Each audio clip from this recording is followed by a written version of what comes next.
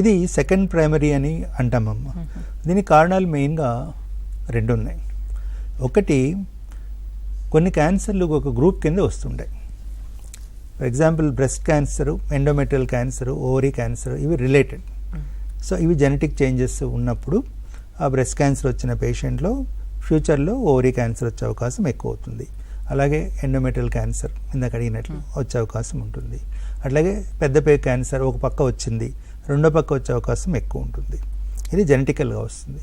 రెండోది, ఇందాక టొబాకో గురించి మాట్లాడాం. టొబాకోలో రకరకాల క్యాన్సర్లు రావచ్చు అని చెప్పాం. సో ఇవాళ ఈ పేషెంట్ టొబాకో కాజ్తో ఒక క్యాన్సర్తో వచ్చారు, ట్రీట్మెంట్ అయిపోయింది. టొబాకో ఆపేయమన్నాం, ఆయన ఆపేశాడు కూడా.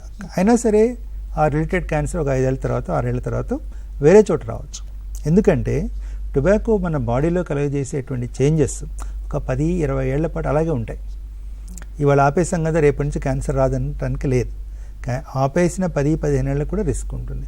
Same carcinogen. మూడవది, మన ట్రీట్మెంట్ వల్ల కూడా సెకండ్ క్యాన్సర్ రావచ్చు.